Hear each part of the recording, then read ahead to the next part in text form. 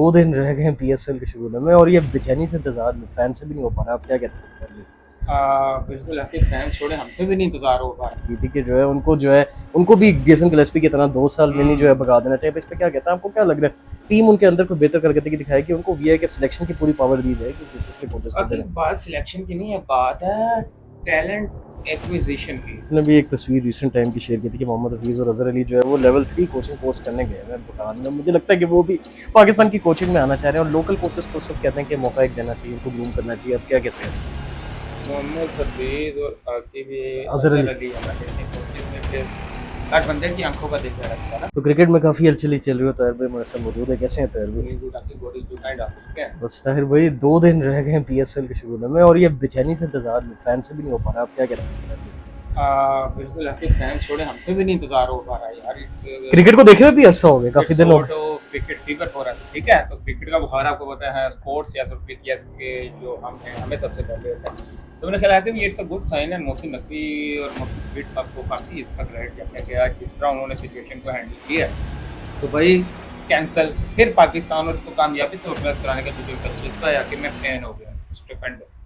और ताहिर भाई आपने कल जो है माइक हसन के वाले से भी एक बात की थी कि जो है उनको भी जेसन गिलेस्पी की तरह 2 साल में नहीं जो है भगा देना चाहिए। इस पे क्या कहते हैं? आपको क्या लग रहा है? टीम उनके अंदर कोई बेहतर करके दिखाएगी कि उनको ये है कि सिलेक्शन की पूरी पावर दी जाए कि पिछले कोचेस को बाकी देना। बात सिलेक्शन की नहीं है, बात है टैलेंट एक्विजिशन की, ठीक है। टैलेंट हंट की नहीं, टैलेंट एक्विजिशन। टैलेंट बहुत है पाकिस्तान में, बस ये है कि उसको एक्वायर करना नहीं हमें आ रहा, उनका पूल में उनको सजाना नहीं आ रहा। अब देखिए कोई आता है फारिग हो जाता है। अब्बास को हम 4 साल बाद लाए हैं, फिर अब्बास एकदम उस सीरीज के बाद आउट हो गए। ये एक मैं एग्जांपल दे रहा हूँ, बाकी एग्जांपल मेरा नहीं ख्याल कि मुझे देने की ज़रूरत है यहाँ पे।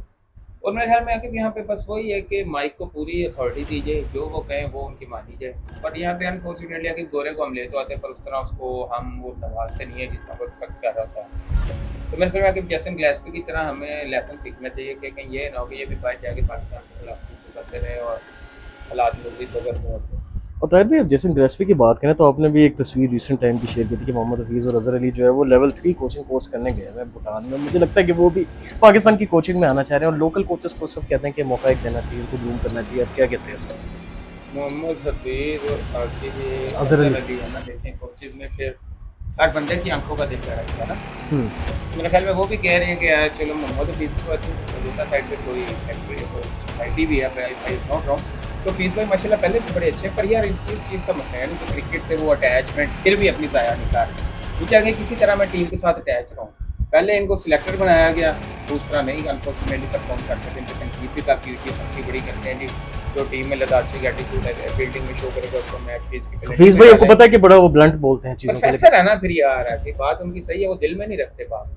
पर ये है कि कुछ कभी कभी बह की बातें भी कर देते हैं सीनियर्स को, फिर हार्ड टाइम देते हैं, फिर सीनियर जब इनको हार्ड टाइम देते हैं तो फिर ये हाथ लगा लगा के साइड में देते हैं। बट आखिर अपार्ट ऑफ दिस थिंग के कोचिंग में जा रहे हैं, बड़ी अच्छी बात है कि चले पाकिस्तान के कोचिंग पूल मैनेजमेंट में भी इजाफा हो रहा है। दो बिग नेम्स हैं। हफीज से ज़्यादा मैं अजहर अली का फैन हूँ। Aqib he was not outspoken but वो अपनी परफॉर्मेंस से बड़ा अच्छा परफॉर्म सिलेक्शन में भी शॉर्ट टाइम के ले रहे थे उनको निकाल बिल्कुल के। ट्रिपल सेंचुरी भी इनके सेहरे का एक हाँ ताज है यस यार। डे नाइट टेस्ट मैच में तो मुझे याद है कि जब 2016 में पीएसएल बनी थी तब ये कैप्टन थे हमारी टीम लाहौर और इनको कलंदर्स किसी के। ने लिया ही नहीं था। फिर इनको और लाहौर एजाजी के अंदर 6 मैच हारा भी था इनके अंडर, मुझे याद है। एजाजी तौर पे लगवाया कि भाई कैप्टन है इसकी उम्मीद हो इनको भी टीम मिले। बट आती वो उनके मजाज तब क्रिस गेल भी पीएसएल खेलते थे उस समय। T20 उनके मजाज की क्रिकेट नहीं है, बट आती वो टेस्ट पर वनडे में अपना पूरा लोहा मंगाया। पता है भी अब कोचिंग के वाले से बात करें तो मिसबाह उल हक को भी जो है आज टेस्ट क्रिकेट से इंटरनेशनल क्रिकेट से रिटायर हो गए, 8 साल मुकम्मल हो गए और उनके हवाले से भी ऑब्वियसली खबरें आ रही हैं कि उनको रेड बॉल की कोचिंग जो है वो दी जाएगी और साउथ शकील को पाकिस्तान का टेस्ट कैप्टन बनाया जा रहा है शान मसूद को हटा के। अब इन दो तब्दीलियों को कैसा नहीं? आपके मैं वही कह रहा हूँ ना कि यहाँ पे कैप्टनसी मिल रही है प्लेटों में रख के। वसीम वकार के दौर में याद करें 6 कैप्टन एक टीम में होते थे, पर मजाल थी कि यार एक कैप्टन को हटा के दूसरे को लाना वहाँ पे आसान काम होता है। अब वकार को सोचे रिप्लेस करके वसीम को लाना, वसीम को रिप्लेस करके वकार को लाना कितना मुश्किल डिसीजन होगा उस दौर में ही।